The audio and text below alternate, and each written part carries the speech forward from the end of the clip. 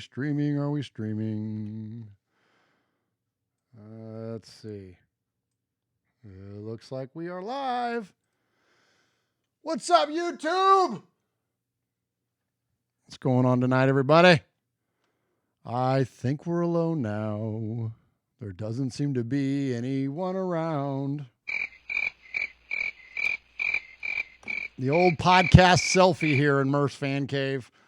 We'll see who, wait till the chat jumps in here, and then we'll kick off episode number 167 of Raiders Fan Radio, live here from Murph's Fan Cave. Oh, hey, it's Ty to Raiders, the first one in the chat tonight. What's up, ta-da? Got your call feature later, my friend. It's going to be good. All right, let's go ahead and get this thing kicked off. Here we go, episode number 167 of Raiders Fan Radio.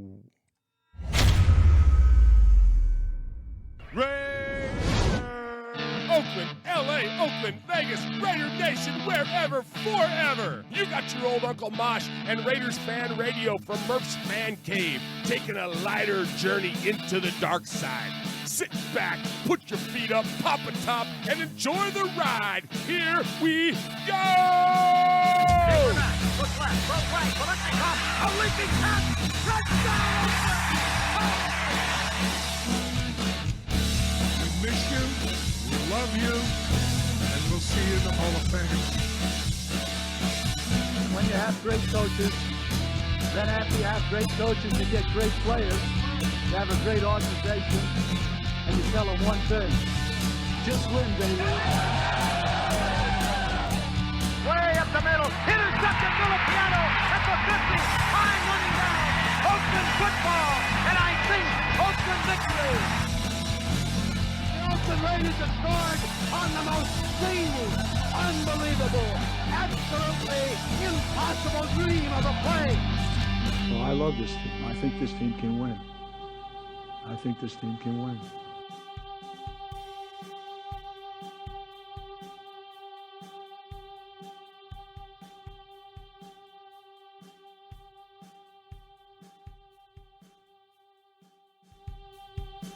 What is up, Raider Nation? Your buddy Murph back once again for what I hope to be a fantastic episode of Raiders Fan Radio, episode number 167 of Raiders Fan Radio here in Murph's Fan Cave. I appreciate everybody already jumping in the chat and joining us live on youtube.com/Murph's Fan Cave.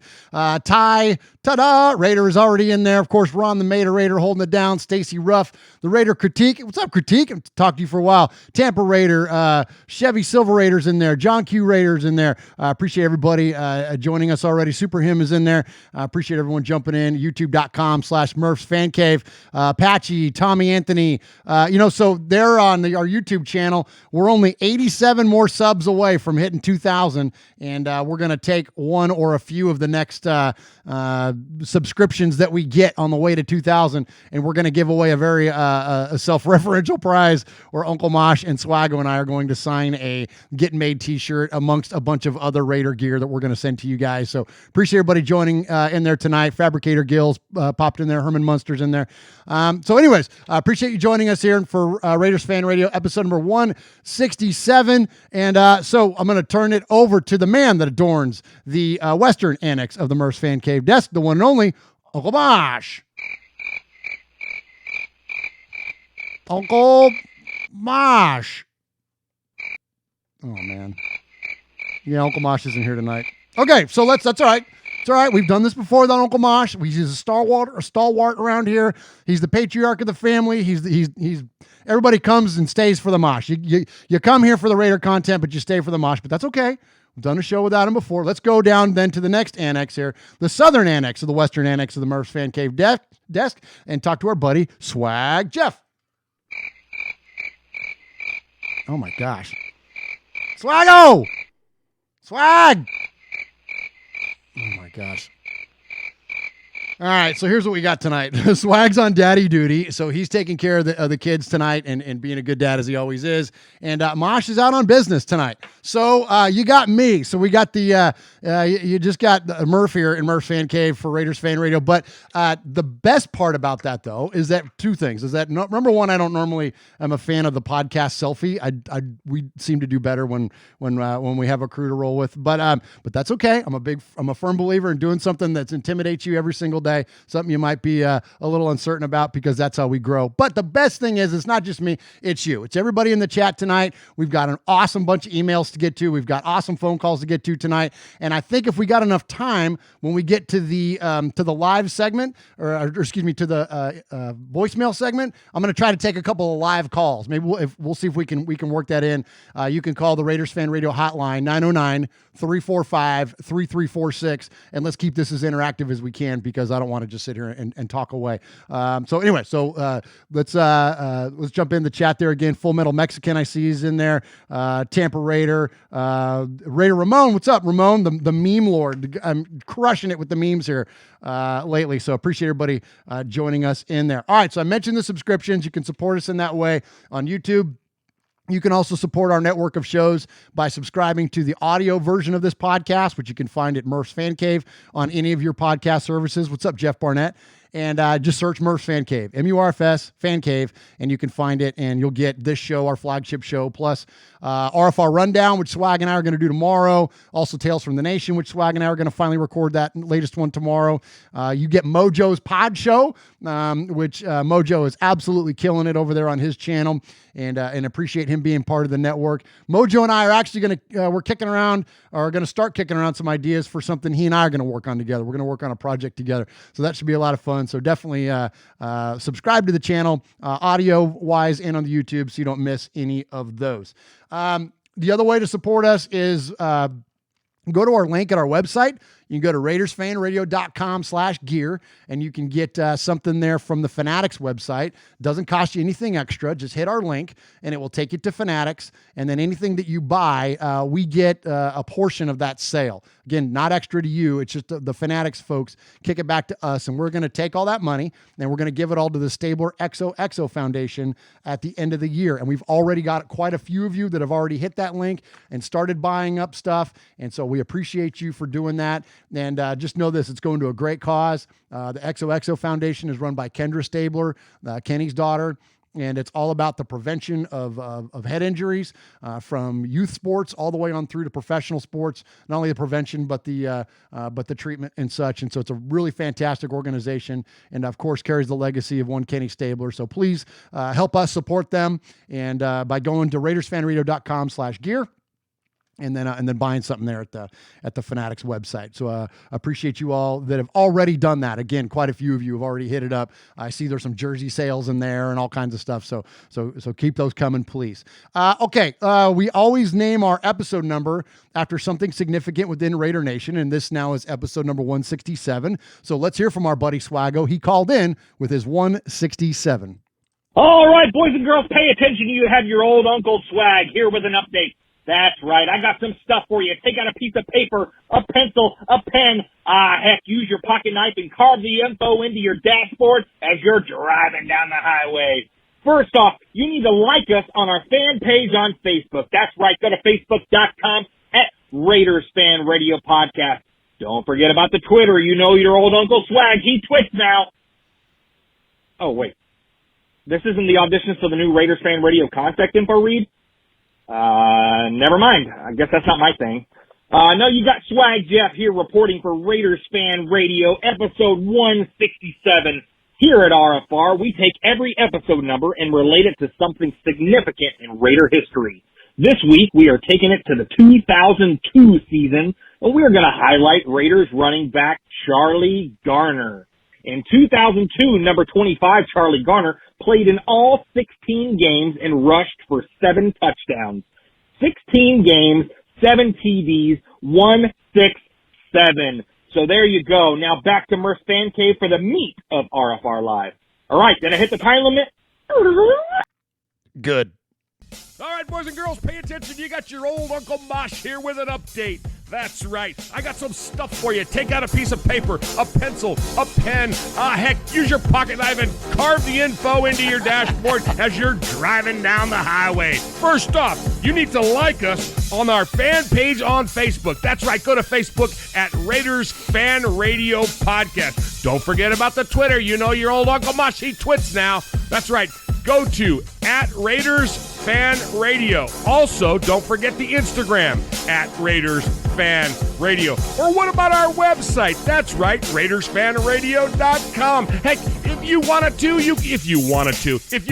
you can even email us, show@RaidersFanRadio.com, or call us on the Raiders Fan Radio hotline, 909-345-3346. That's 909-345-3346. Don't forget Merv's Fan Cave on the YouTube, where you can get all the show links like the Fan Club Blitz with Splatterhead and Fitz. Find all our stuff on podcast providers like Stitcher, iTunes, and Google Play. All right, did I hit the time limit? Good. Hey, so everybody in the chat, appreciate you shouting out Uncle Mosh and Swaggo. Herman Munster's in there, Raider Ramon, Full Metal Mexican, Raider Jeff, one of the 150 of you, I believe, Carl Rogers, Cody Mendoza. What's up, Cody? Super Him, Tampa Raider is in there, Stacy Ruff, a lot of folks in there. Appreciate you joining us. Aaron the Q-Dog Raider just hit in there. What's up, Q-Dog? Appreciate the Capo joining us here. And so, I just realized this, without having Mosh here, I could talk about Star Wars for 90 minutes. So what'd you guys think of that Clone Wars finale? That was crazy on Star Wars Day. May the 4th be with you. All right. No, I won't do that to you, though. But what we do around here is we give out respect. We don't do props. We don't do shout-outs. There's nothing wrong with those things. But we like to give a little bit of respect. So I got 3 guys that I'd like to give respect to this week. First off, I participated in this study last week on sports tattoos, and it was put on by Professor Ted, I hope I'm pronouncing your last name right, Ted Butryn. That's Butryn, and he is a PhD in sports psychology and sports sociology from San Jose State University, so my hometown of San Jose, California, and he's doing this study on people that get sports tattoos. And so I got in touch with him because I have my Raider tattoo here that I'm very proud of. And I got some more tattoos on the way soon. But that was the big piece that I got done a couple of years ago. And anyway, so I got in touch with him and had the interview last week with him and was part of this study. And it was really cool, man. It was really fun and talking about tattoo culture and growing up, mindsets around tattoos and all that kind of stuff. And then of course, how it related to fandom, and then it got into Raider fandom. And we talked quite a bit about our Raider fandom because Professor Ted is a Raider fan and he's a hardcore Raider fan. The guy's legit. So when we got done with our conversation, because I bragged on a lot of you and I told him about how when I put pictures of my new tattoo at the time on our social media, how it blew up. We had so much interaction, and not because of my piece in particular, but because I asked to see yours. And we had so many people sending us pictures of their own tattoos. And Raider Ramon's in the chat tonight. Ramon's got the best because he's got the freaking Raider shield, and then he's got Made Men tattooed underneath there. He's got, let alone a sports tattoo, he's got a podcast about sports tattoo on there. So anyways, really super cool stuff talking to Ted. And he asked if I would be willing to share the information that he had thought about maybe even doing a study of a microcosm of Raiders fans and just Raiders tattoos, because that's almost its whole separate culture from just sports tattoos. So I told him I would. It's all out there on our socials. But for those of you, if you got a pen handy, or as Uncle Mosh says, if you got a knife, carve it into your dashboard. Professor Ted's email address is this: Theodore, THEODORE .Butryn, BUTRYN. That's THEODORE .BUTRYN at sjsu.edu. So hit up Professor Ted. Tell him that you heard it here on Murph's Fan Cave on Raiders Fan Radio, and tell him that you want to talk to him about your Raider tattoo. Or if you have another sports tattoo, you can be part of that as well. But especially you Raider fans, get in touch with Professor Ted and talk to the guy. He's a great guy. It takes about 10, 15 minutes, and I'm really interested to see how this thing kind of plays out, what the findings are of this.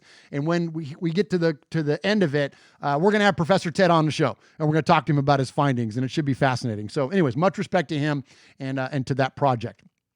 All right, next up, someone you hadn't heard from in a while here on the Murph's Fan Cave Network, our buddy Mikey. I mentioned the roster of shows that we have here on Murph's Fan Cave, and one of them is Mondays with Mikey and Murph, and that show's kind of been spotty at best in terms of scheduling and us getting him in here lately. And so, but Mikey was kind enough. He's a good dude. Mikey and I know each other behind the scenes pretty well, and we're all kind of dealing with the weirdness of this whole quarantine crap and being on, isolated. And we're going to play a thing on the rundown tomorrow, but Trey Wingo had a really beautiful statement on it today about us missing sports and not having sports to fall back to, and how sports is such a healing thing for us, like it was around 9/11. And for us not even being able to get into that, it's been a challenge. So anyways, so that's, Mikey's been dealing with a lot of that like the rest of us have. And anyways, he was kind enough. He wanted to shoot a message out to not only us here at the RFR crew, but those of you in the listening audience. What's going on, everybody out there at Raiders Fan Radio, also the Murph's Fan Cave, hanging out, listening to the podcast. I just wanted to say hello, give a big shout out to my family that's dealing with the quarantine, and I wanted to let everybody know that's a big fan of not only my channel, but Murph's channel, that there will be a Mondays with Mikey and Murph very soon. Mikey has some brain issues. Mikey gets depressed, has anxiety, has fears, and Mikey sleeps a lot and eats chili dogs and just disappears. That's what Mikey does. Right now, Mikey's trying to up his game. Look at how I'm still talking about myself in the third person. I'm just trying to, get my mental right, get my brain on point during this quarantine, and trying to find some passion, some creativity in the days to come. But enough about me. I just wanted to say what's up to Uncle Mosh, making everybody laugh. You are one funny dude, and I love it, except when you make fun of me. But you know what? The truth is, parody is a form of flattery. So that means when you parody me, that means you love me. I love you, Mosh. Keep staying safe, taking care of those kids that you teach, and thank you for your service. Also, let's talk about the newest member. They call him Swaggy Jeff. I haven't met you. You're cool AF. But I don't know why you got the nickname Swaggy Jeff. I don't see any swag on you. You might want to talk to Henry Ruggs Shots about fired. swag. He's got a lot of swag. So do these young Raiders that are out there. They're going to build a trash-talking team full of swag and stardom. It's going to be fun. But let's give it up for Swaggy Jeff, content moderator, representing Raider Nation to the fullest. Then I just want to give real quick props to my main man, Murph, always being there for me in times of need. Got you, brother. Nothing but kindness, kind words, love in your heart, always trying to make me feel better and understanding when I'm not around for everybody and not able to do shows and stuff like that due to my issues. Nobody else's but mine. Thank you very much, Murph. You put on a fantastic podcast, and everybody, just give this man some love. Please like the video. Please share it. Raiders Fan Radio and Murph's Fan Cave has been around for a long while representing Raider Nation. And they've been doing a fantastic job bringing the fun, the laughter, not only the hot takes, because they're not really about that. They're about the Raider Nation community, the legacy, and the actual football on the field. And I just wanted to take pleasure in saying, and some of them are kind of new, and they got a lot more subscribers than Murph does, when Murph and the Raiders Fan Radio and the Fan Cave deserve more. So please support Murph. Get him some subscribers. 2K Murph. 2K Murph. There you go, Mikey. I love you guys. Thank you guys, and enjoy the rest of the show. And can I be an honorary made man, please? Can I get that capo audio, that capo speech? Can Mikey Raider be an honorary made man? That's all I want in life, Murph. Beyond another year of Mondays with Mikey and Murph. I love you all. I'll see you all as soon as possible. And stay tuned and enjoy the rest of the show. Mikey Raider, quarantine chili dogs ahead. Appreciate you, Mikey. Thanks for jumping in here and saying hi to us and the crew. And that's up to Mosh, man, whether you become an honorary made man or not. I don't know. But I do know Mikey did buy a Get Made shirt, though. So I know he rocks that thing proudly. So, yeah, in the chat, everybody's saying you got to call back 2 more times, Mikey, and then you can become a made man. Ain't that the truth, man? We all following the same rule book here. Okay, I got one more a bit of respect to give. This one, I was just going to feature it in the Sea of Fans calls, but I wanted to put it to the top of the show because it hits something that's just real near and dear to my heart. And we're going to hear from our buddy Eye Patch here in a second. I don't know if Eye Patch is in the chat tonight. If he is, then definitely what's up, Eye Patch. We got to meet Eye Patch last year at the draft in Nashville. Super cool guy, huge supporter of our shows here. And, he lost his uncle, sadly, and his uncle, I hope it's okay that I share his name. We're friends on Facebook also. And his uncle's name is Lewis. And I have an Uncle Lewis as well, but we call him Louie. So I don't know if this is Uncle Louie or Uncle Lewis, but one way or the other, he goes into, and I'm not going to sell the lead on his phone call here, but he talks about what an influence his uncle was, especially when it comes to the world of sports. And that is what my uncles, man, all this Raider fandom was all completely formed by them and my dad, of course. But it really hit home. And so anyways, I want to give respect to Eye Patch, and I want to give respect to his Uncle Louie, and his family. And sadly, he lost him this past week. And so anyways, let's go and hear from our buddy Eye Patch.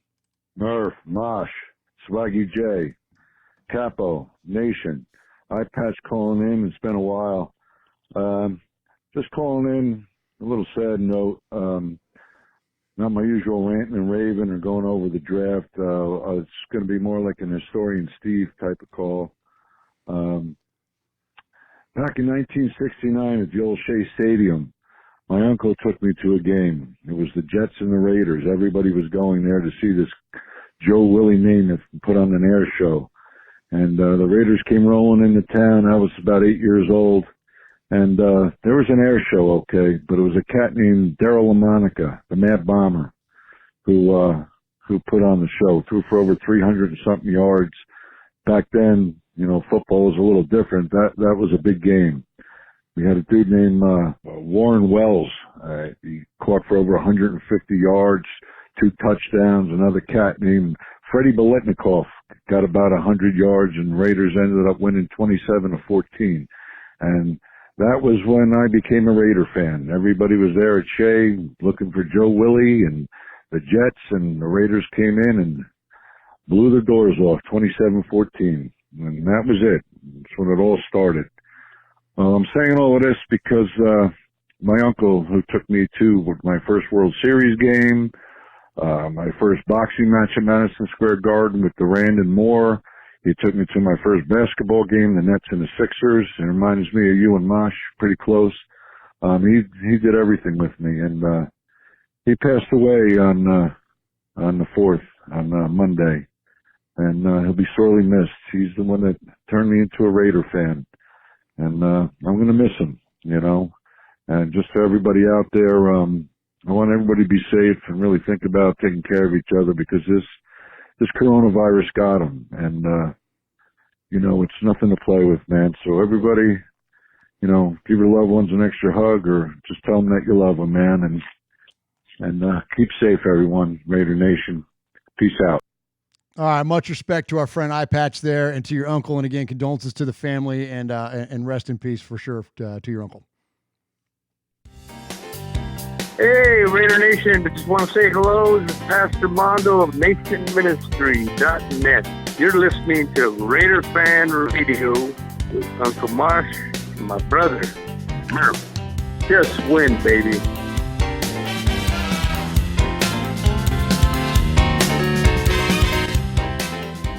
All right, so another feature we do every week here in Raiders Fan Radio is we do a tweet of the week, where we head out to social media and we see what's going on in the Twitterverse, where it can be volatile at best around there. But we always find something fun, and there was some really cool Twitter exchanges that went on this week.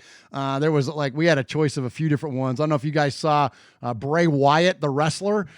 He is apparently a Raider fan. We didn't know that, but he is a Raider fan, and he made it known that he was a Raider fan because Derek Carr, our quarterback, put out a tweet listing his 5 favorite all-time wrestlers, and Bray Wyatt was not one of them. So Bray Wyatt responded with his top 5 all-time Raider quarterbacks, and it was like Kenny Stabler, Jim Plunkett, Daryl LaMonica, Rich Gannon, and Jamarcus Russell.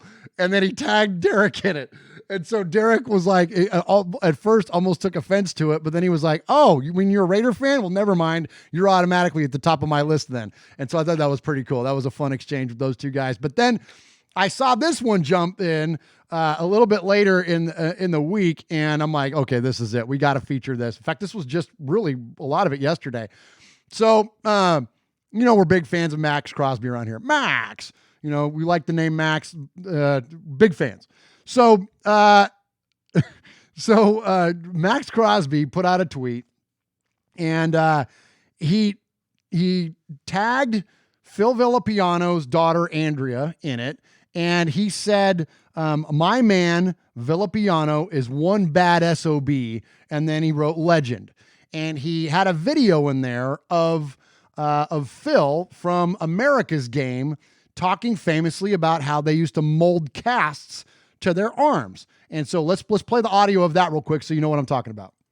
We had a guy named George Anderson who was our trainer, and he was like in the CIA or something. They would have experts in demolition or something.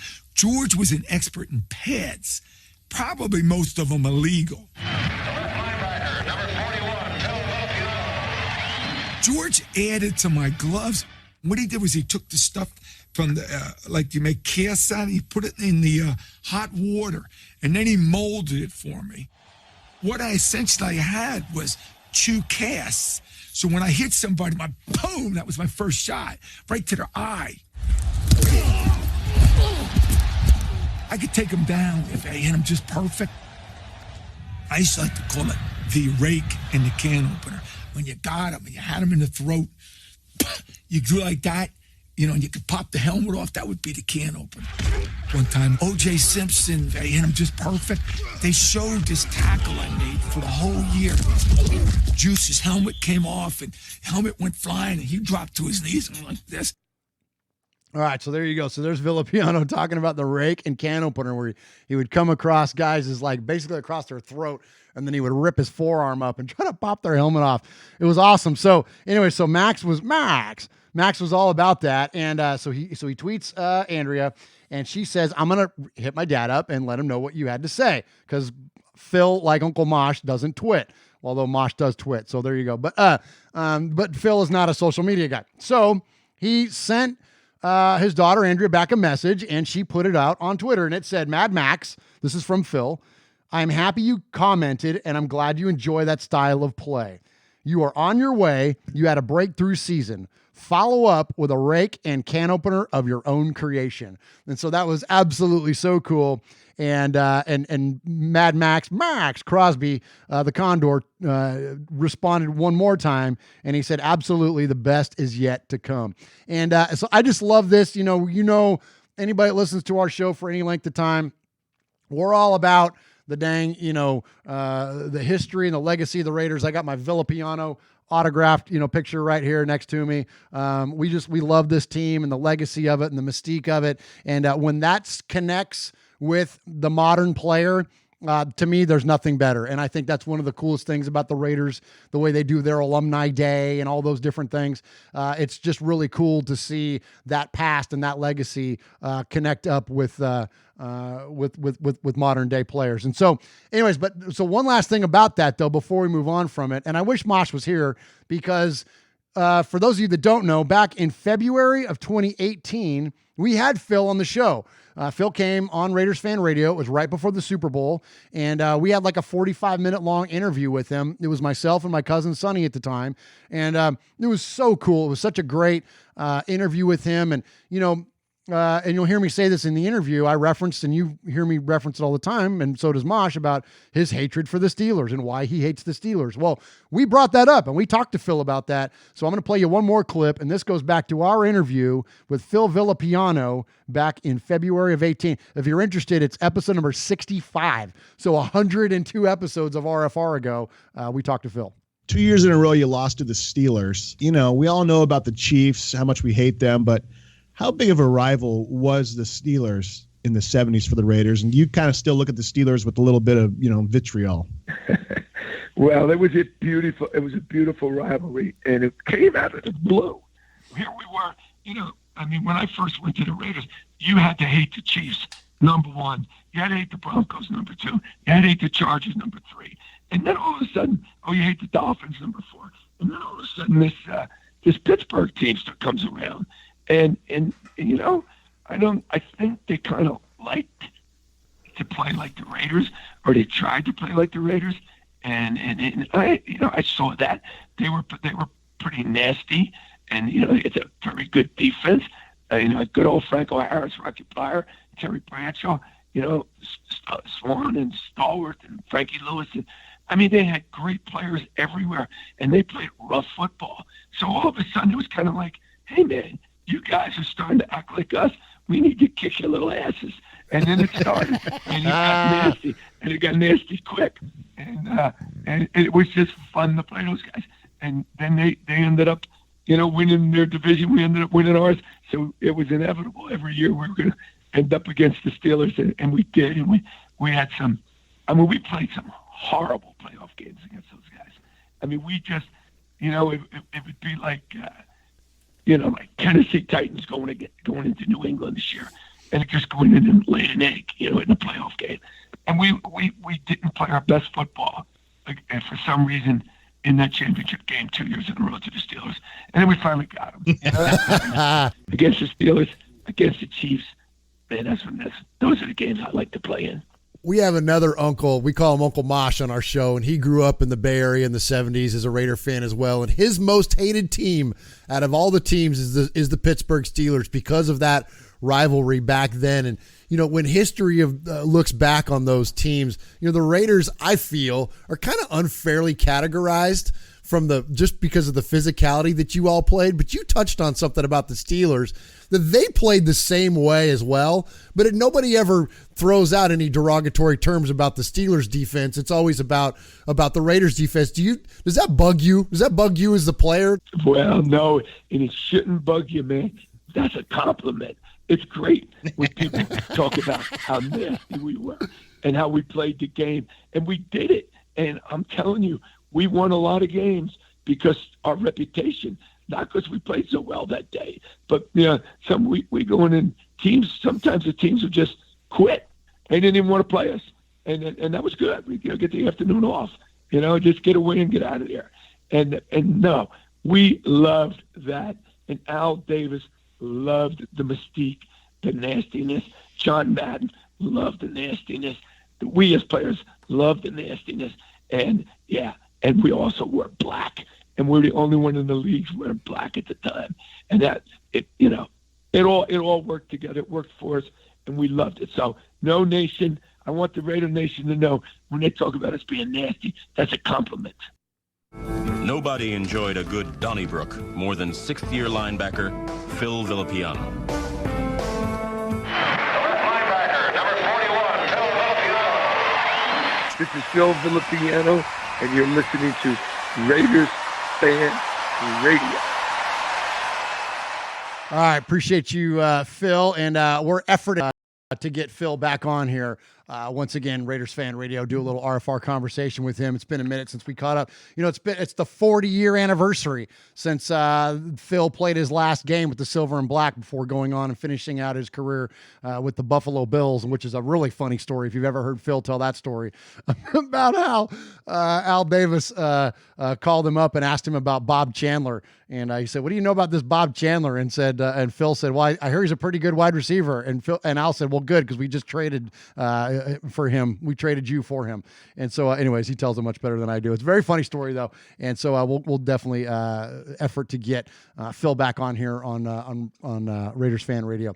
All right, next up, let's get into some current stuff. Let's not live in the past entirely. Let's get into some current Raider news. And one of the things I like to do is when we draft new players, unless you're just a complete draft junkie and the entirety of the hundreds and hundreds of players that are being considered for draft purposes, it's hard to get to know these guys before it. But then after they get assigned to their teams, then people, they start to come out and they comment on those players. And so it helps us as Raider Nation get familiar with these guys, you know what I mean, quicker. And so it's really cool to hear from the people that know them best, either from the folks that drafted them or, from sometimes family members or other, teammates. And in this case, we're going to hit kind of all over the place, and we're going to start off with a coach. So the first player I want to feature is Brian Edwards, the pick that I'm frankly most excited about, because I'm excited about his style of play at wide receiver and the way that he's able to attack the football. And you'll hear his coach, Will Muschamp here at South Carolina, kind of go on about his ability to go up and attack the football, and to where it's not even like a 50-50 ball. It's more like a 70-30 ball when you're throwing to Edwards. Brian's as good a young man and as clean a draft pick that I've ever been around as far as his character is concerned. He comes from a great family, but a really good football player. Got a great competitive edge about him. He's a self-starter, a guy that you're not going to have to worry about, as far as motivation and those things are concerned. But a very intelligent, can play multiple positions, got a huge catch radius down the field, and he's got really good vertical speed. He's also going to bring a lot to the organization as far as special teams is concerned as well. And he's leading South Carolina statistically as the best receiver to ever play here. And there's been some great ones, Sterling Sharp, Alshon Jeffrey, that have played here at South Carolina, Robert Brooks, who Coach Gruden has coached as well. First impression, just he's going to light up the room with a smile. He doesn't say much. He's a worker. He's a big physical guy. He's a difficult matchup on smaller corners, and certainly inside on safeties. He's a mismatch type of guy. So because of his physicality, his length, his athleticism, it's not a 50-50 ball with Brian Edwards. It's more of an 80-20 ball when he's going up for the football. Heck, I sold him short. It's an 80-20 ball. And, I've said it now a few times, and I really feel convicted in it, that Derek Carr misses Michael Crabtree much more than he misses Amari Cooper. And I think a player like Edwards, who is able to high point and attack the football and basically just bully people out of the way and go up and get it. Man, Derek needs that, because he's got a lot of faith. Derek's got a lot of trust in his pass catchers, and he puts a lot of passes up there for grabs. And I think unfortunately that's kind of cost him. That there's the interception lands on him, right? When you have a receiver that drops the ball or tips the ball or just flat out doesn't catch it, the stat ends up landing on Derek's shoulders. And I think so. There are times where Derek gets unfairly saddled with the failure of the play, because he was trusting that guy. Now, maybe he shouldn't be trusting those guys to go up and make plays, but he does. And they weren't able to produce for him, like Michael Crabtree did, because how many times did we see Michael Crabtree make amazing plays, back of the end zone in Baltimore, front of the end zone at the Oakland Coliseum against KC. You know what I mean? The 2-point conversion against the Saints. Like, we saw Michael Crabtree go up and catch winning passes pretty frequently, considering his time with the team. So I think that Derek definitely misses that much more than he misses somebody like Cooper, who can just get open all the time and then be questionable whether he's going to catch it or not. So I think Edwards is an amazing fit there. I'm really fired up about the way that our wide receiving core has shaked out. Q-Dog later on is going to talk about the draft grades. And, there's a lot of people that have given the Raiders questionable draft grades. And first off, draft grades are kind of stupid, because you can see me in 3 years after these guys, mature a little bit into their careers in the National Football League. But aside from that, this whole idea that, what is your opinion means as the writer, not you. I'm talking about the proverbial you, but as a writer or an analyst or whatever, you're basing it on what? Because Mayock and Gruden are drafting on needs, right? They're drafting on guys that are going to fit the system, complement their quarterback. That may not line up exactly what you, Mr. Analyst, think that the pick necessarily needed to be in that moment, but you're not running the football team. And I trust the guys that are running the football team. And I think that as a fan, even as much as I know nothing, looking at it from the outside in, Edwards fits our offense. Edwards fits our quarterback. Edwards fits a lot of things for the Raiders, and I think that we're going to see a lot of good out of that young man. And again, I'm kind of rhapsodizing about this because it's my favorite pick, but I'm even more excited about him than Ruggs. And I know that Ruggs is the flashier pick. He's gonna be the explosive guy. He's the home run hitter. But I think in terms of like red zone threat and whatnot, I think we're gonna see a lot out of Brian Edwards. So anyway, so speaking of Henry Ruggs, so he was obviously the first wide receiver off the board. The Raiders pick at 12, and rightfully we are all fired up about this because this was. As Raider fans, we are all Al Davis disciples, and this just fits right in with the legacy of the Raiders when it comes to the draft. And let's hear from the man that drafted him. I know a voice from above whispered, "Henry Ruggs, fast." I'm just saying. Is there a question here, Pat? No, it's a statement. We all felt like this was, and John to me had that Raider thing about it, and which is all about Al. And then when you take the fastest receiver in the draft, I think what would Al do might have been the question in the room, because we know that Al would have loved Henry Ruggs. Yeah, it was pretty cool. And, Al's son, Mark, loved him, so the apple doesn't fall too far from the tree. And here's where I was. I mean, 100% full disclosure, I loved all three of those, quote, top three wideouts. And they were very distinct and different type wide receivers. And I feel very strongly in John Gruden and our coaching staff would have gotten the best out of any of them. I was very surprised that when we got on the clock at 12, all three were available. We kind of sweated out whether or not Ruggs was going to get there. But at the end of the day, John felt strongly, and I agreed with him, that we needed a different element, especially in our division. When you're playing Kansas City twice a year, and you saw what Denver did and what the Chargers did, when you're in our division, speed rules. And the whole league is chasing the Kansas City Chiefs right now. And we just felt like getting the guy that runs 4.25 changes us. And the less obvious part of that, Pat, is, Darren Waller had 90 catches last year, and Josh Jacobs ran for 1,300 yards as a rookie.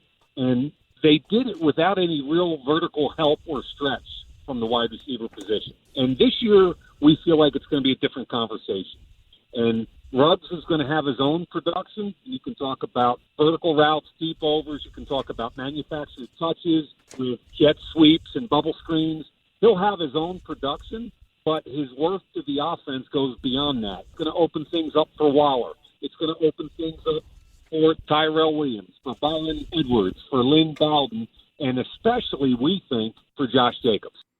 I love that. So especially for Josh Jacobs, because when you have a guy that presents that kind of speed and explosion on the outside, that's going to keep defenses from cheating inward.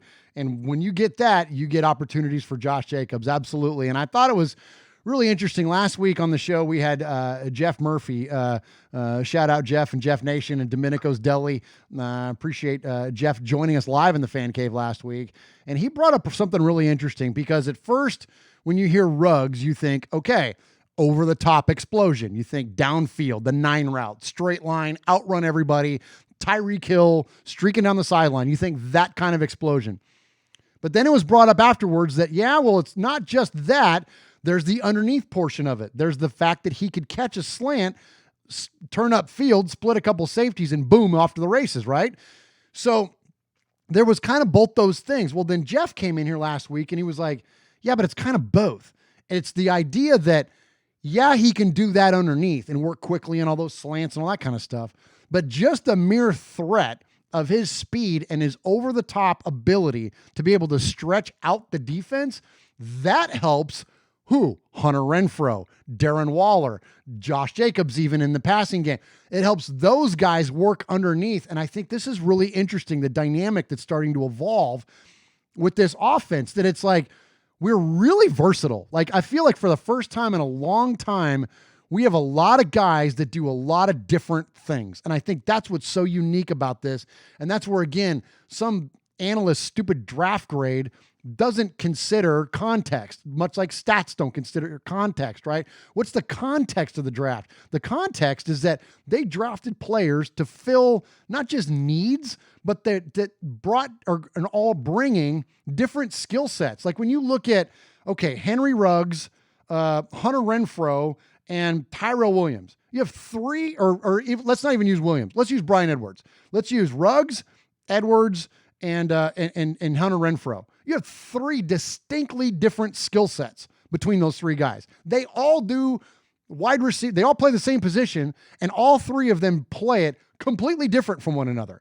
Like that versatility that's now going to be added to the team, that's legit, man. Like that, if that doesn't get you fired up as a fan, like I don't know what will. And I'm not going to use this as an opportunity to be critical of Derek, but that whole notion of like, well, he doesn't have anybody to throw to. Well, okay. Not anymore.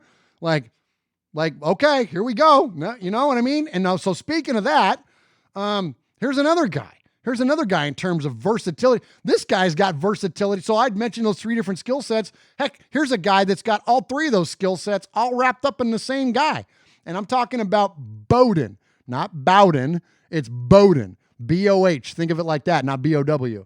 And Lynn Bowden out of the University of Kentucky, shout out to Capo. He called this player from a mile away, being vaguely familiar with Kentucky football this year. I was not aware of this young man, but he absolutely has proven to be the Swiss Army knife of this draft. People are already comparing him to folks like players like Taysom Hill or like Cordell Stewart once upon a time, right? Like that kind of just super versatile player. You could put him in anywhere.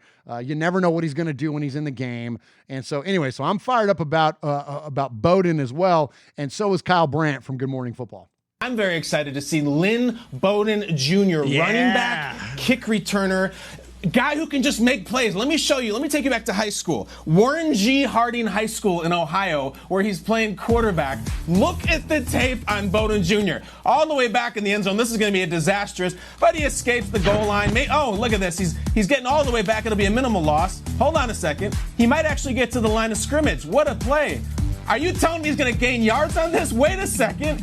Wait, he's going to block. He's going to go 108 yards through the Friday night lights of Ohio. Lynn Bowden Jr. is going from 8 yards deep in the end zone to Las Vegas, Nevada, my friends. This is the kind of improvisation and playmaking that Mike Mayock and Gruden are going to put to use. Ruggs, Bowden Jr., who knows? Maybe Mariota. I want to see this dude out of the SEC looking by. He's going about 3 miles on a Friday night. Hell of a play. See you in Vegas.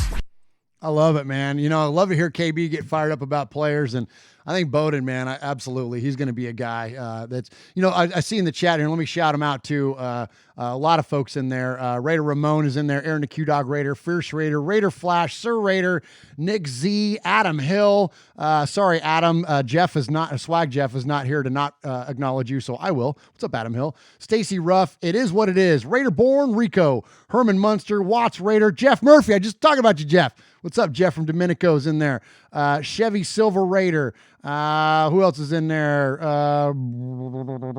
Fierce Raider. Appreciate all of you joining us live here at youtube.com/Murph's Fan Cave. So anyway, so in the chat, they're talking about that the Raiders drafted a bunch of dogs. And yes, like absolutely. Like there's not one of these guys that isn't a dog. I see the name Tanner Muse getting thrown around in there.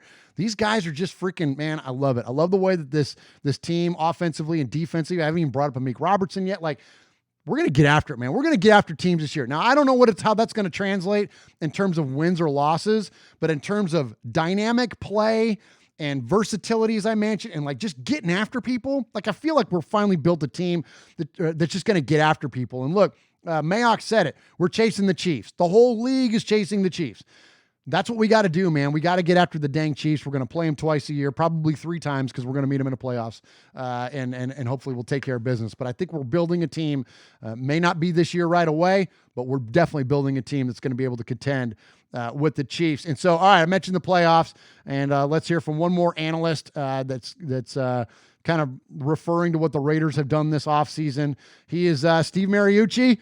They call him Mooch, and Mooch thinks that the Raiders are going to make the playoffs. Las Vegas Raiders, 7-9 last year. But you know what? I think they benefited from the Khalil Mack trade. All right. They have continuity in the. Thank you. Not just like me and those of us here in the fan cave, but you in the listening audience. We've been saying that from day one, that anybody that hated on the Raiders for trading Khalil Mack, rethink it. And I hope certainly by this point you're rethinking it, because we absolutely won that trade. coaching staff and systems, and they're ready to go. It's going to be really exciting. That fan base is going to be crazy over there. It's a fresh start for the Raiders. I expect them to have a pretty darn good season and probably jump into that wild card spot. I don't think they're going to leapfrog Kansas City because the Chiefs are good in that division, but I think a wild card. All the free agents, they got 3 guys from Dallas, Jeff Heath and Malik Collins and Jason Witten and Corey Littleton from the Rams and Nelson Aguilar. They got some guys, and then, speedball Henry Ruggs and Damon Arnett. I think the Raiders are going to make a push for the playoffs next year. Come on, Mooch. I love it, man. We're on it. We're on it, Raider Nation. I'm telling you, we're coming back, man. This feels good. This is not, look, every year I'd say, well, the Raiders are going to make the playoffs, right? Or the Raiders are going to even win the Super Bowl. And I know you do too. But it really feels like, what's up, Michelle Sweat? See Michelle in there. Tyda, Raider, Jeff Barnett, Raider Ramon. Appreciate you all. Yeah, man, I feel like this year, like, I don't know, maybe I say that every year too, that no, this year I really mean it. But like, I don't know, it's just something, I'm excited. And I guess that's what it's all about, is us getting excited for our team this year, man. This is going to be a fun season. All right, so hey, real quick, before I hit the Sea of Fans button. America. Oh yeah. America, go to the YouTube right now. Go to the YouTube and subscribe, but just press the damn button, nerd. So before I press the damn button, just know this. I'm going to try to take, we got time, so we're not at an hour yet. So I'm going to try to take some calls live when we get to the voicemails. Now, I've got 3 emails to read first, but for those of you that are thinking about it, look, don't be nervous, man. I'm here by myself. It'll just be you and me talking, okay? And only a few thousand people listening to you, but just you and me talking, I promise. So it's 909-345-3346. Don't call yet, because it'll just start beeping while I'm trying to read emails. But remember that number, 909-345-3346, and let's try to get a live call here, or a couple of them even, let's make some time, because I want to hear from you all. More of you and less of me is a good thing. Let's keep this thing interactive, and appreciate everybody hanging out with us and hanging out with me here tonight in Murph's Fan Cave. All right, so I'm going to hit the Sea of Fans button, and then we will get to some emails.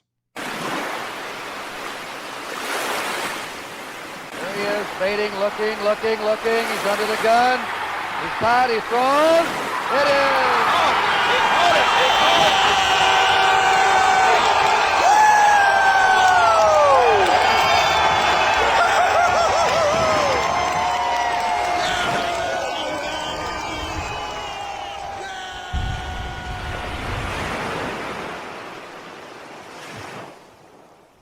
Aaron, the Q-Dog Raider in the chat, he says Bernie is a Dolphins fan. It's a weird deal going on there.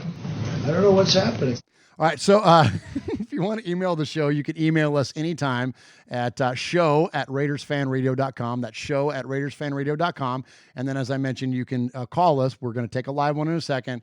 In the meantime, throughout the course of the week, you can call us at 909-345-3346. Now, hey, when you call, remember, we're live. Don't make me have to use the bleep button. Like, I'll have to go back and edit all this and all that for the podcast. Like, don't make me do all that. So keep it clean when you call in, okay? All right, so here we go. First one. Hi out there, Raiderland. It's Big Mike. First of all, hi to the loyal RFR listeners and all the YouTubers. Much respect to my man Swag, Jeff, Uncle Mosh, and of course, Murph. I wanted to tell you that I felt the draft was pretty clean, all in all, and I think that I would give it a mid-level B. All right, Mike, well, you know how we feel about draft grades, man. Let's give it an A until it proves otherwise. I would say B+. Thanks. But something just felt like it was missing. Maybe it's the fact we didn't trade down out of 19. I don't know. That's fair. But I don't know. Here's the thing. And I'm gonna read these different than Mosh and Swag do. I'm just gonna stop as I read along and just give you my thoughts. Mayock came out and said they didn't have a viable partner to trade down out of 19. He was open to it. Then he didn't get anybody to participate with anything that would be fair. So they went ahead and pulled the trigger on Arnett. He was open to trading down and taking Arnett later on in the round, but there was nobody that had a good offer for them. So they went ahead and stuck with it. Okay. So that's that, if that helps answer your question there. I do know not every pitched ball is a home run, but I do think we hit a double, and I'll take that any day of the week. Please tell me your draft grades. I'm going to give them an A until they give me a reason to. It's kind of like innocent until proven guilty, right? Like, I'm going to assume it was the best draft possible for the Raiders until it proves otherwise. We'll see. Take care, everyone. Proud made man and 1 1/8 time Sizzler Award winner. At least I think I got some credit for being part of that call-in on the Roundtable show. Let me know what the official record shows so I can be as accurate as possible while bragging to my friends about my latest accomplishments. Always a pleasure, and have a great show. Big Mike. Appreciate Big Mike. And, I'm not sure what the score. I'm not sure how to break that down. That's up to Paul. Paul is the one that is the Sizzler scorekeeper. I would say this to keep it simple, instead of awarding fractions of Sizzlers, let's just award a Sizzler to everybody that participated on the call. Let's just give everybody just one notch in the belt for that one, I would say. That would be the best way to do it. And so I appreciate you, Big Mike. Appreciate you as a newly crowned made man here on Raiders Fan Radio. All right, next up, we're going to hear from our buddy Daniel. Dear RFR family, first off, I want to apologize for Vinny, as my email was a mouthful and it wasn't fair that he was messing up. So, Vinny, I'm sorry. I felt so bad for you having to deal with your dad and your uncle harping on you. Listen, Vinny, thank you, Daniel. That's very kind of you. But Vinny was good, man. He had an absolute blast. So it was funny afterwards, after we got done recording that show last week, for those of you that missed it, my son Vinny, my youngest, 14 years old, just recently 14, came over and read an email, and he was stumbling over some of the words, and me and Mosh were assaulting him basically on YouTube. It was really funny. And so we got, so after the show, we were watching back. We were watching to see how he did. I was showing him on the thing. And he goes, "Oh my gosh, I was crying." And I go, "Oh no." I go, "Oh son, my heart." I'm like, "You were crying?" He goes, "Yeah, Dad, from laughing." I'm like, "Oh, okay." So yeah, no, it was way fun, Daniel. So we appreciate you. No need to apologize, but thank you for being willing to do so. Now to my my twin and I were on Mojo's Pod Show, episode number 25. I listened to that last night.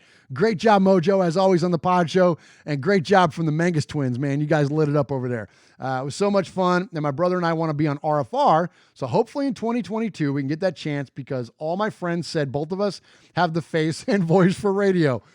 Same with me, man. I got a face for radio, and I ended up on a YouTube broadcast. I'm so hyped for the season. We're building a team that is making Andy Reid lose at least 15 pounds because he's sweating so much. Okay, I got to do that. Where's the... okay, here you go. So let me read that again, then I'm going to hit the right sound button. All right. I'm so hyped for the season. We are building a team that is making Andy Reid lose at least 15 pounds because he's sweating so much. Fact of the week. Says he's fat. Who's fat? KC, you have an AFC West crown that belongs to us. Come on. This team is built to take the crown from the Chiefs. Let's go. Yours truly, Daniel Mangus, Fremont, California, proud made man, diehard Raiders fan going on 14 years. One nation, Raider Nation. Right on. Absolutely. Good job, buddy.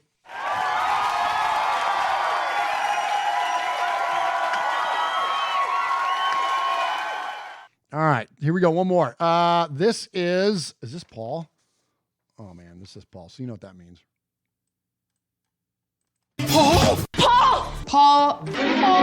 Paul. Paul. Paul. Paul. Paul. Paul. Paul. Paul. Paul. Paul. Paul. Paul. Claude. Claude. Claude. Paul. Paul. Paul. Paul. Paul. Paul. Paul. Your name, Paul?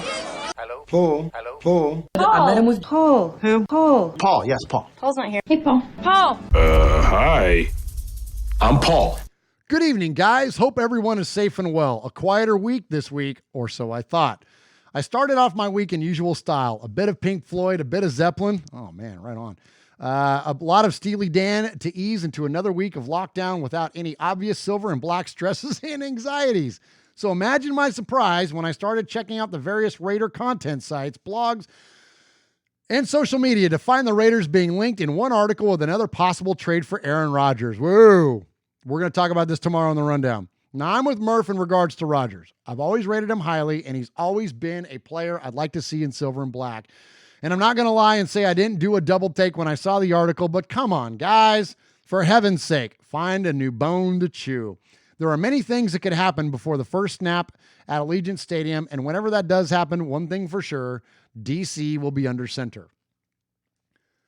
After the drama and excitement of draft day, we had a few days where most of Raider Nation seemed pleased and excited going forward. You can never please everybody, though, and one or two got overexcited and thought there should have been bigger names selected. I know, 19, that threw me a little bit. Just remember, folks, it's all about picking the right type of players with the right attitude for where we want to be.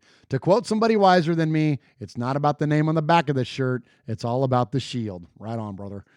We also picked up several undrafted free agents, and as I write this, we've signed 4 of them, including one intriguing story in Javin White, who was born in Oakland and went to college at UNLV. I think that's what they call destiny. Hopefully we can find some talent in the group. We're a few hours away from finding out our full schedule for the season. That is tomorrow. Today is Wednesday. It's tomorrow, Thursday. Don't trust the leaks, because I saw today the NFL has not released it to even any of the teams, so the leaks are fake. Don't trust them. We'll find out tomorrow. Full season for the season, our first game in our new home. My money is the first Thursday night game being a home fixture against Kerman and the Ronald McDonald's. It'll be nice to see them on their asses opening night. Get the RFR wrap ready, Murph. Hey, glad to. I made a deal on Mondays with Mikey Murph with our buddy Pirate 1975. He made me a challenge, and he said, if we ever beat the Chiefs, you need to rap on the show. And I said, deal, and I will. And you know me, I'm not one to spit bars, as the kids say, but I'll do it if we win the Chiefs, because it will be worth it. Finally, 3 other questions to be asked. Should we be in the market for Logan Ryan? All right, we'll take these one at a time. Swaggo and I talked about Logan Ryan extensively the other night. The reason being is that, he played down the road here from where we live now and outside of Nashville, played for the Titans. Dude's looking for like $10 million a year, and he's 30 whatever years old, or like, he's not going to find it. He's going to end up taking a lesser deal. And, there's only a handful of guys, as we were talking about, that have successfully played cornerback later into their careers. And then eventually they switch to safety, because you lack that speed and explosiveness to keep up with wide receivers on defense. And then you need to become a ball hawk. You need to become Charles Woodson. You need to become Darrell Green. You need to become, you know what I mean? You become a safety and then extend your career out. Well, nobody's paying $10 million a year for that. So Logan Ryan's going to probably take a prove it deal somewhere. Should we be in the market for him? Absolutely. He's a great player. Should we be in the market for him at $10 million a year? Hell no. Like 6, 7, sure. Then sign us up. But that kind of a contract for that player at that stage of his career, as Kyle Brandt, famously says on Good Morning Football all the time, your contract is not a reward for games played. It's an investment in the future games played. So no one's paying Logan Ryan for what he did last year. It's all about paying Logan Ryan for what he's going to do for the next 3 or 4 years. And that's not $10 million a year. So should we be in the market? Yes, but it certainly has to be at the right price. And I think that's why you hadn't heard Mayock or anybody else talk about him. All right. Will anyone in the media admit that the Raiders got the better of the Mac Cooper trades? Thank you. Don't hold your breath with this one. I won't. And I kind of hit on it already. We from day one, yelled that from the rooftop, that when you look at the amount of, it wasn't just the fact that the Raiders acquired draft equity. That's obviously the most easily gone to portion of this, because you look at what we exchanged for Mac, and now it's all been fleshed out for the players that we've gotten out of that draft from the Bears. But then the Bears had to turn right around and pay him this massive contract. So when you talk about the opportunity cost of that and what you sacrifice in terms of being able to sign future players because you got all your money tied up in one guy, it just didn't make sense. It just, when you look at it from a business perspective, it made sense from day one to me why they didn't sign Khalil Mack. So anybody that's still hating on that, again, and I'm not going to rehash it all over again, but when you look at the terms of the contract, you look at the exchange of value, absolutely the Raiders won that thing, not only from day one, but absolutely as far as to now. All right, last up, he says, can Will Compton finally admit he's desperate to go live on RFR, if only to stop the likes of me harassing him on a daily basis until he says yes? So Paul, Ramon, Swaggo, Mojo, so many of you are taking runs at Will Compton in a really friendly way. Even Cody's getting in on it in a really friendly way on Twitter. And at this point, I almost feel like I don't want to have Will on the show, only because it's more fun to have this running bit. like he can join the ranks of that guy that was in that Castaway movie in terms of like players that we will no longer, or people that we will no longer name on this show. It's been an absolute blast watching you guys take a run at Compton on Twitter. It's so funny. And so, and Ramon right now is on this run where he's sent, because Will ghosted us after twice committing to our show. He's ghosted us. And so now he's posting up like memes of Will's face on different, celebrity and movie, screenshots that have to do with ghosts. And it's like ghosting with the boys. And it's like, things from the movie Ghost or Ghostbusters or what. It's freaking hilarious, man. I love it. So I keep it going. And there's even a big part of me that if at some point Will ever answers back, and he's answered us yes a couple times on Twitter, but again, never showed up. But like at some point that he says like, okay, I'm ready to go. Just let me know when. There's a big part of me that's tempted to just go, nah, we're not interested. All right. So Paul goes on to say, love and best wishes to the RFR family. Stay safe, everybody. Love you, Raider Nation. His Lordship, Paul Edgerton, Shropshire, Mississippi, Polly Award winner 2019, BRT Sizzler scorekeeper, proud made man, and five-time winner of the Raiders Fan Radio Sizzler Award.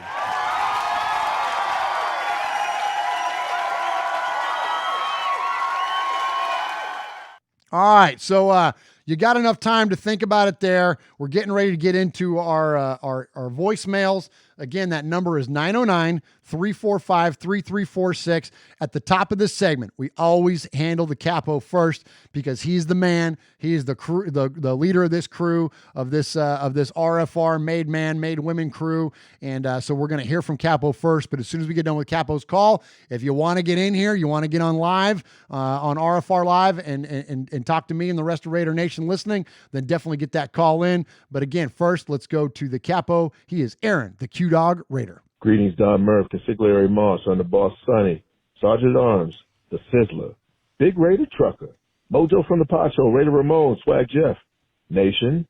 First respect to NFL coaching legend Don Shula, who passed away Monday at the tender age of 90.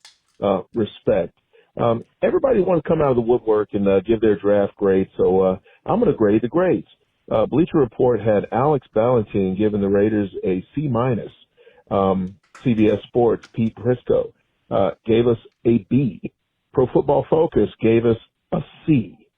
Sports Illustrated, Andy Benoit gave us a C+. Like the plus makes a difference. Yahoo Sports, Eric Edom gave us a C. And my man, Mel Kiper, he gave us a B. Nice hair, baby.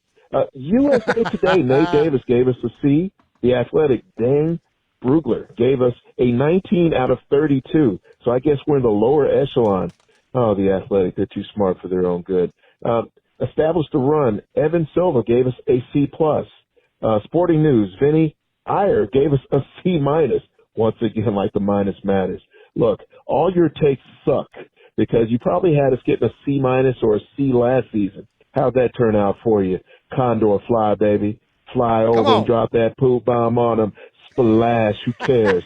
Now, the Raiders also added 4 undrafted free agents.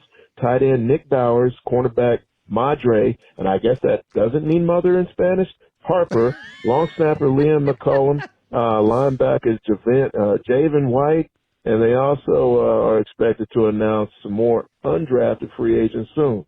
The hit list, tight end Paul Butler, linebacker Tavon Coney, defensive end Kendall Donison, quarterback Deshaun Kaiser.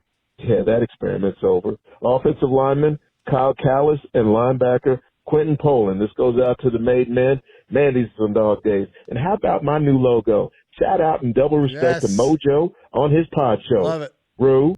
Love it. Aaron the Q-Dog Raider bringing it. Now, he's not eligible for a Sizzler Award, but man, that was good. That was a good call, Aaron. They're always good, but that was that's Aaron in top form right there. So appreciate him. And a lot of stuff in the chat there about Don Shula. I'm gonna read you a couple quotes. Watts Raider in there says Don Shula greatest of all time, and then he says if you take out Super Bowls, but you know what though? Like, is it though? And now I know that he doesn't have the winning percentage that someone like Belichick does.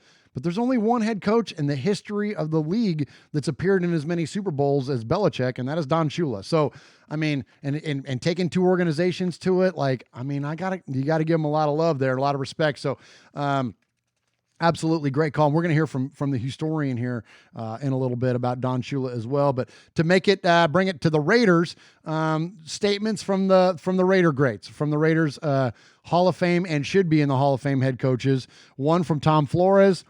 Don was the ultimate competitor. He lived his life as he played and coached with pride, dignity, tenacity, loyalty. History will share his legacy forever. Absolutely.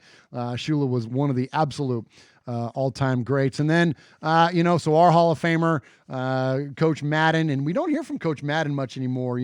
I think a lot about him, as a fan, he's getting older and I don't know if, how there's different things out there about his health and whatnot. So absolutely prayers up to Coach and wish him the best. And I wish we could see more of him, but we just don't see and hear from him a lot. But anyways, in this case, he came out because, close confidant, not confidant necessarily, but definitely a competitor and longtime history with Coach Shula. And so anyways, Madden says, besides being a competitor of mine, Don was a really good friend, mentor. Look at, I corrected myself and I shouldn't have. Don was a really good friend, mentor, and confidant who gave more to the game than he took from it. He was a member of the competition committee for years, and this was something he believed in. He always wanted to make the game better because he cared so much. Don Shula was a great man and a great friend. So anyways, so good stuff there from our two coaches on the legendary Coach Shula. So appreciate that and appreciate Aaron bringing it up there. And we'll probably talk some more about that tomorrow on the rundown. All right. If you want to get a call in, call us. Call me. 909-345-3346. Let's hear you. I've got a couple more voicemails to play, but I'll go ahead and take a call if someone wants to jump in here. 909-345-3346. Don't be shy.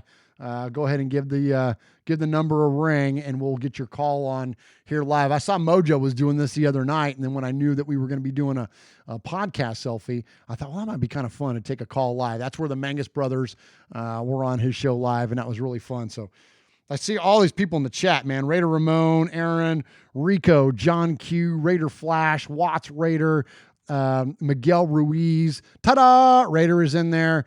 So many of you. Pete M is in there. I can't scroll up, but definitely get a call in here. I'm going to go ahead and play a voicemail then, since we got nobody jumping on the line right away.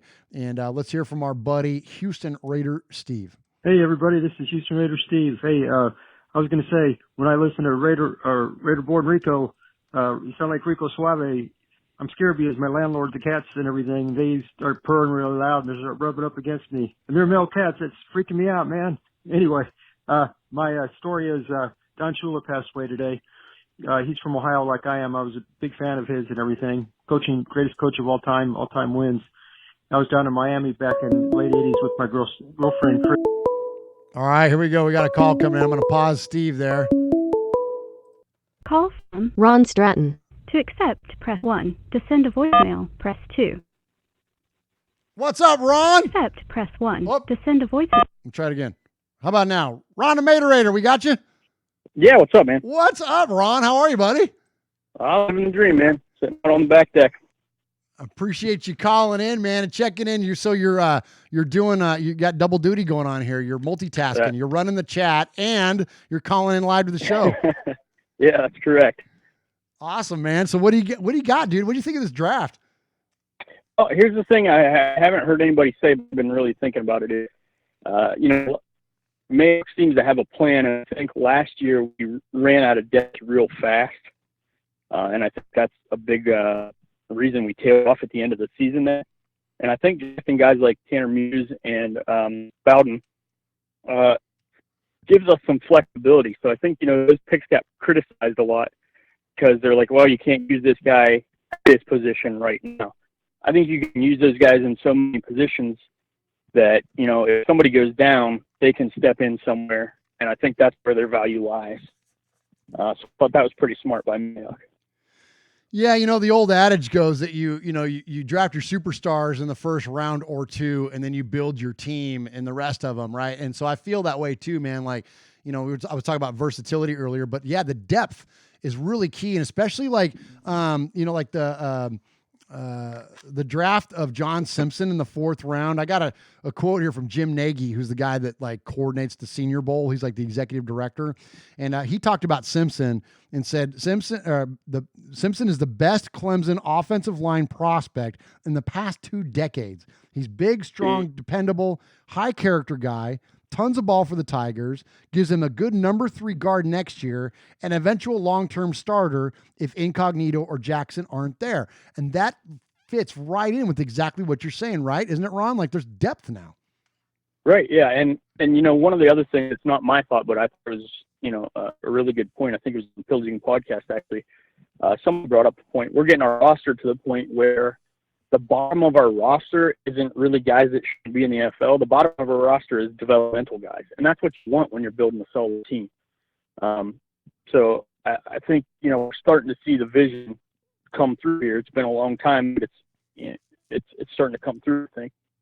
That's a great point, man. Yeah, and shout out those Pillaging guys, man. Good friends of ours, Kenny and Che, Bobby Wasabi, Kane, like great dudes over there, man. And that's an awesome point because, yeah, it did feel like that. It felt like some of the bottom end of our roster at times. It was like, ugh, like these, like when these guys, when they stop being Raiders, they stop being football players, right?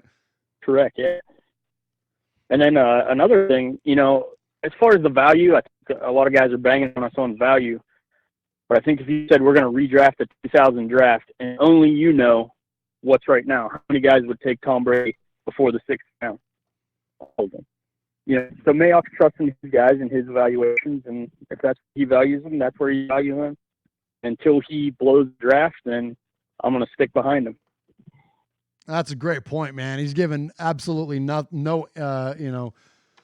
inkling to us to have any doubt, man. Everything that he's done so far, and I know people like even Aaron, are still out on Farrell, but F to the E to the R to the R to the E to the L to the L. It ain't Farrell. I know that, but listen, but there's still time on that one, right? So I absolutely I agree with you, man. And Aaron in the chat right now just said much respect to Ron from Alliance, and appreciate you, Ron, man. Dude, you were one of the first made men, one of the first callers to the show, and like one of the first times we tried taking live calls, and boom, you're right here to support us, man. And thank you very much for doing this. Heck yeah, I appreciate you taking my call, and thanks for all you guys do. Appreciate the entertainment. Nice source of Raiders info. Absolutely, brother. We appreciate you. Well, and as they're saying in the chat, they're going to run amok, so you better get back in there. Be able to handle some business. Better go boot some people, huh? Yeah, there you go. Yeah, drop the band hammer on them, dude. Don't be shy. All right, Ron. Appreciate you, brother. Yep. Bye. All right, see you. Bye. All right, there's Ron from Alliance, man. One of the early made men around here. And he runs our chat for us each and every week, and cannot give him enough respect and appreciation for him for not only his support of our show, but for jumping in the chat and moderating it each and every week, man, like clockwork. So thank you, Ron. All right, we probably got time for one more. I'm going to get back to Steve's call here, but if we want to do one more live call, just go ahead and jump in there as Houston Raider Steve is telling us about Don Shula. Ladies with my girlfriend Chrissy Ferraccio from Philly, South Philly. We went to headquarters, and all of a sudden, she wanted to meet Marino, so all of a sudden, Coach Schuler's walking down the hall. Brian Soche's walking down the hall, too. So we asked Coach, can we get a picture with you, the old Polaroid type?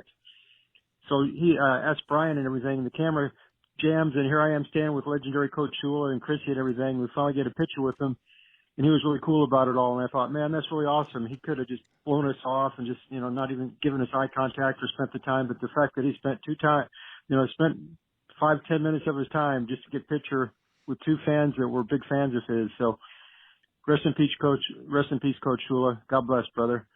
That's my Raider story of the day. I know it's not Raiders, but he's a legendary coach. Bye.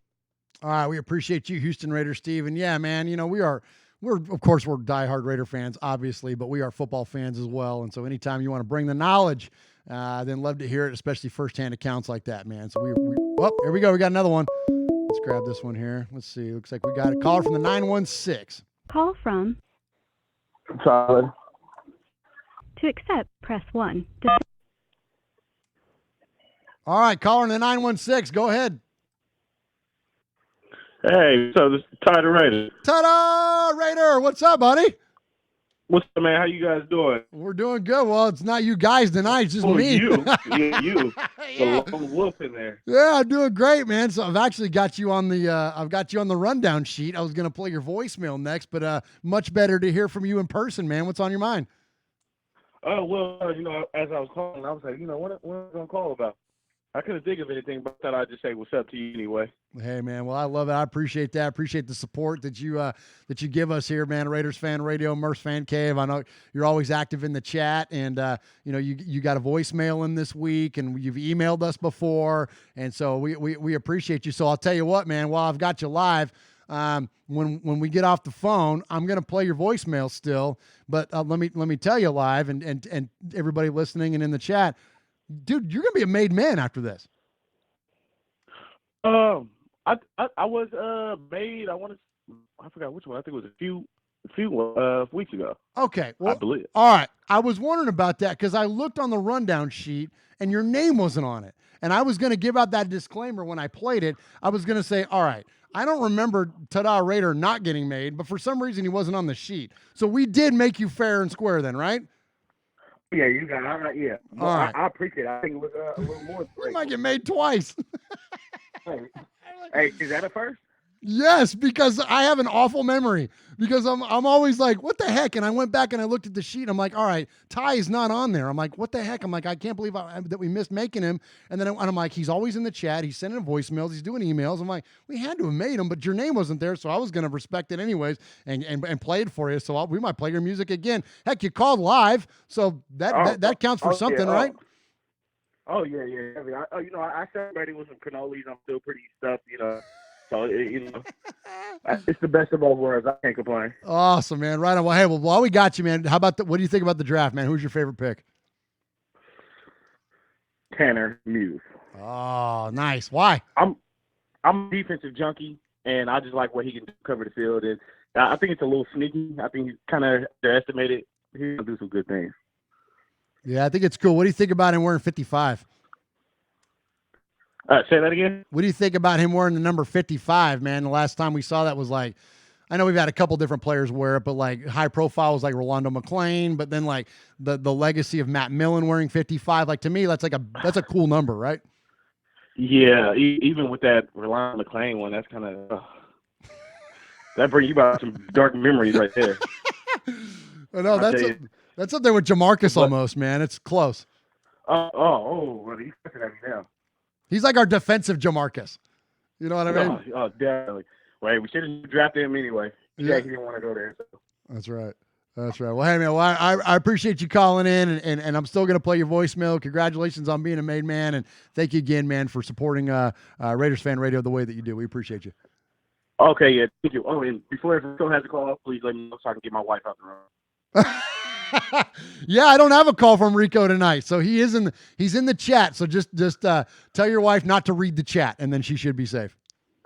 Okay, all right, babe, you can come back. Awesome, brother. We appreciate you, man. Have a good night. All right, thank you. Have a good one. All right, bro. You too. We'll see. All right, there he is, Ty. Ta-da, Raider. So that was timely, man, because I couldn't remember, man. I'm looking at the sheet, and I just didn't see his name on there, so I was gonna make him here on the show, so he's gonna be made twice. That's awesome. So I'm gonna put a couple check marks next to his name here for that. So let's listen to his voicemail, and then we'll get into it. Yo, what's up, Murph, Swaggy, and the one and only Uncle Mosh. This is Ty the Raider. I'm coming to you today as a phone call. Usually I know I do the email. I sent the email for the rounds, for the first round, day one. So I'm going to just go ahead and say about the other picks. I'm fired up. I don't know about you guys. I'm fired up. Everybody over there bitching and complaining about all the picks that we got, but let's be honest. Nobody's an expert. You can complain of it. This isn't your job. You know what? I can complain. I can say, oh, yeah, I had this guy going, I had this guy going. But you know what? I'm a security guard. I don't work in the NFL, so that is not my job. All I can say is I'm fired up. I am ready. You know, I can't wait for this going forward, hopefully everything opens up on time so we can go ahead and go. So everybody else who's down there, let them go. They can go ahead and, go to Denver or, be with the Queefs or, whatever it is. So I just wanted to state how fired up I am. You guys hear that? Oh, because we got some dogs. Taylor Muse, dogs. I know one thing, Tyrell Williams, he in the hot seat. And everybody who's kind of worried about Gabe Jackson has his job, but we do need backup and versatility on that O-line. I like that pick, so even if he does step up and pick up, no, he's out of there. But you know what? I'm going to just let everybody be. Everybody have their thoughts. And I'm just going to get ready for this draft. It's me, Ty Raider, signing out. Fired up. You are a made man. You showed you are part of the family by participation. By chance, a man like yourself should make enemies, then they would become my enemies. Showing you are a friend of Raiders Fan Radio, you have leapt across the line. Friendship is everything. Friendship is more than talent. It is more than the government. It's almost equal to family. Be loyal. Made man, Raider fan.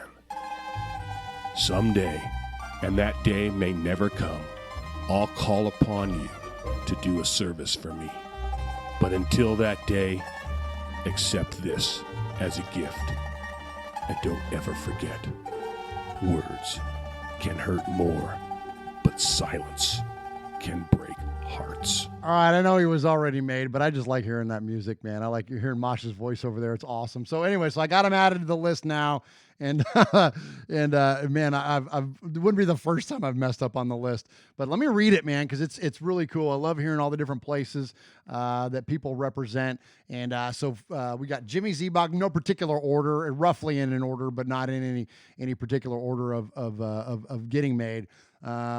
Jimmy Zebach, Hardcore Raider, Johnny in San Diego, Chuck Splatterhead McCann, Ron in Alliance, Alaska Raider, Dakota Raider, Aaron the Q-Dog Raider, Red in Yakima, Jim from the East Coast, Yayo in Jersey, Big Raider Trucker, Wyoming Raider, Diego in Georgia, Running Bear in Tulare, Mojo Raider, Junior in San Diego, Beto in, you know the city. Beto, where you been, man? We ain't heard from Beto in a minute.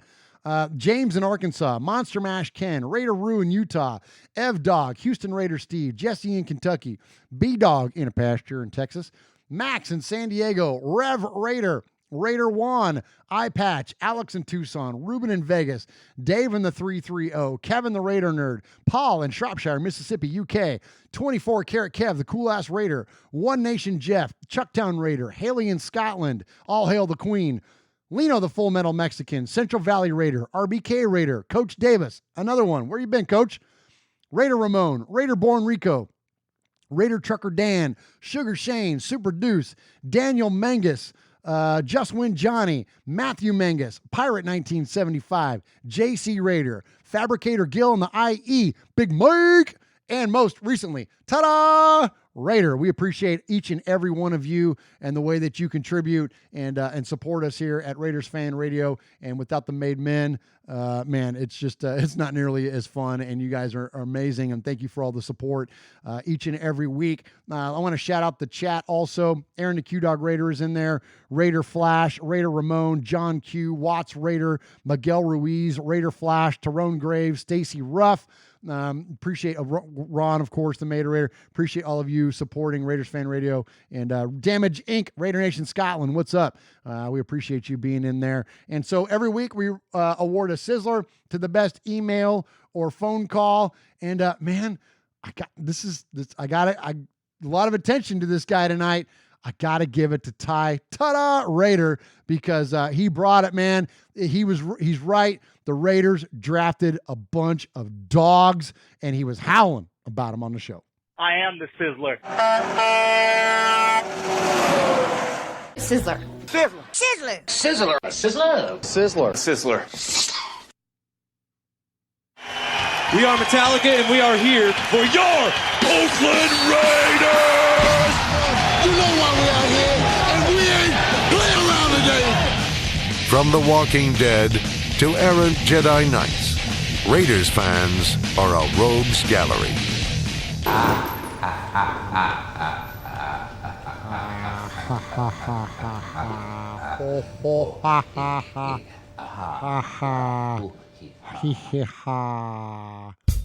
Appreciate all of you joining us as in the chat tonight. Appreciate all of you joining us live on youtube.com/Murphs Fan Cave. You can check us out each and every week on Wednesday nights. Normally, I don't do this by myself. My name is Murph. You have a co-host, Uncle Mosh, the great Uncle Mosh, and my best friend, Swag Jeff. And we do this thing every Wednesday night. We're going to switch to our off-season schedule going forward. So we're going to be off next week, but we will be back every other week for RFR Live as we go through the off-season. But we're going to have a lot of content every week. Swag and I are recording the RFR Rundown where we dig into the Raiders stories of the week. So you're going to find that on your feed, on your Murph's Fan Cave audio podcast feed this week. Plus, also, we're going to do an episode of Tales from the Nation. We're going to talk about the Raiders draft. We're going to talk about the greatest Raiders to ever be drafted. Gene Upshaw, Cliff Branch, Kenny Stabler. It's going to be a really cool show. So go to RaidersFanRadio.com/gear. Buy something on there from the Fanatics website. Please support us that way so we can continue to support the Stabler XOXO Foundation, an amazing foundation that provides research and awareness and prevention of head injuries in all sports from youth all the way on up. So thank you again. Thank you, Watts Raider, Raider Flash, John Q, Stacy Ruff, Raider Ramon, Fierce Raider, Kill Jadus, John Q, everybody. Title Raider in the chat tonight. Congratulations on the Sizzler and getting made twice. That's interesting. But I appreciate you, man, and look forward to this offseason. Raider Nation, man. Keep going at Will Compton. Keep running it in for us, man. That's been a lot of fun.